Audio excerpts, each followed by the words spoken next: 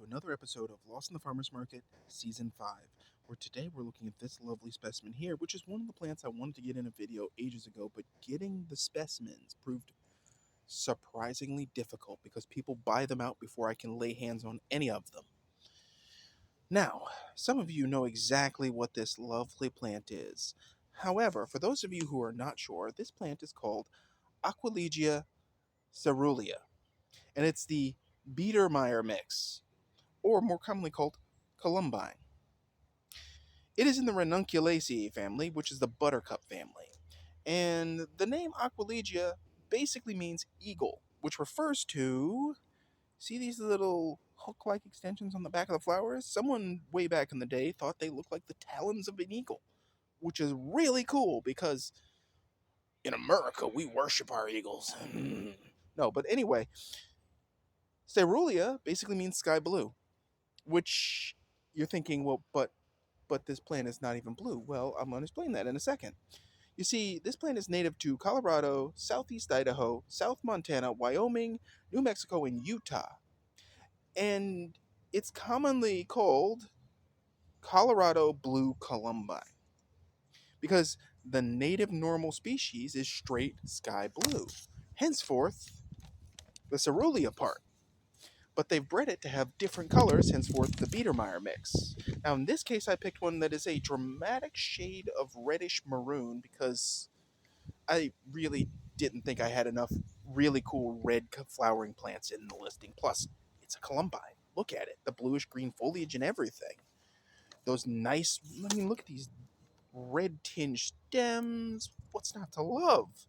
But anyway, here's the basic stats on this plant. It is hardy in USDA zones 3 through 9. It is classified as an herbaceous perennial. That means it dies back to the ground every winter. Or if you're in the Carolinas, that squeak of a fart that we call winter, because it really is not a winter. Just in case y'all didn't know, I'm from New Jersey. I know what a winter is. Anyway, we have Columbines up in New Jersey too, especially that cool yellow blooming one from Botanical Interest. But anyway, its soil pH preference is 5.8 to 7.2, and that's a rough estimate. I could not find a hard number that of from any credible source that agreed. It prefers moist but well-drained soil, which you're going to hear a lot. Basically, ideal garden soil if possible. The sandy soil we have in North Carolina is okay. However, you have to work around our southern laser sun, so that's a proviso you have to consider. It is not touchy about organic matter in the soil, unlike a prior episode where we were talking about another plant. Anyway, its exposure is full sun to shade. You heard that right. To shade. We're going to have some fun with that one. Now, personally, I would think morning sun, afternoon shade, or thereabouts would be appropriate. But I'm going to experiment and see what happens, and there will be a small mini video update. I am absolutely certain of it. Its height can be up to 12 inches, which,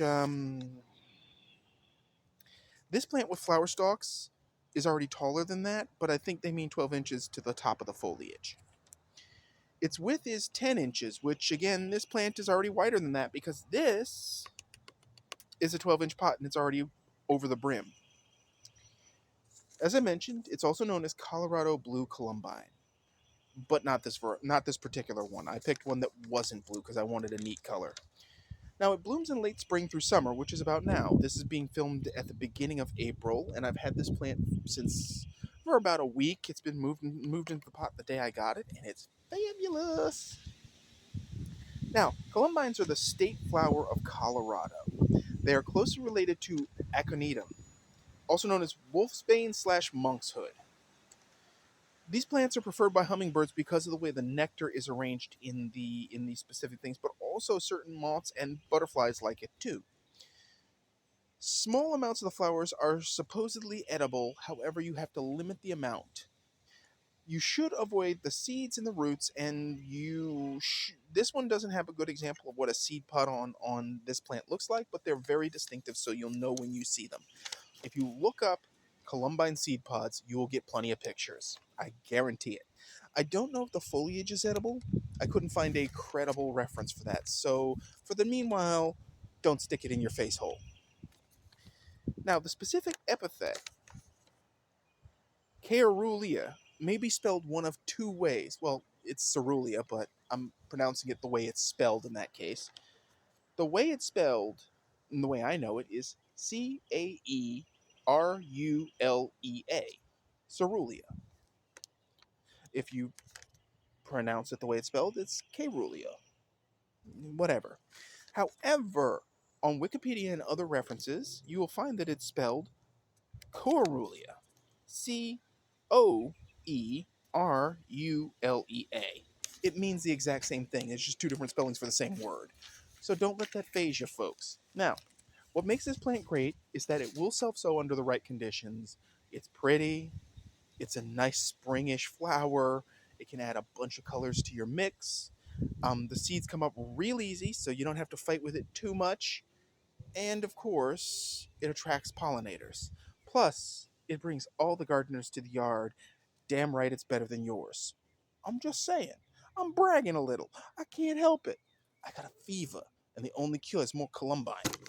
But anyway, me smacking the camera aside, if you have any thoughts about Columbine and what you like to do with them in your gardens, please put it in the comment section. As always, if you like this episode, please hit like. I'd love it if you'd subscribe. We're trying to hit 500 subscribers this year. We're working on it slowly. But the Forge blog is up, and this week, well, I'm not sure when this episode will post, but expect good things from the blog. It's active, it's running, everything like that. Beyond that, thank you for watching, and as always, folks, keep them growing. Stay tuned.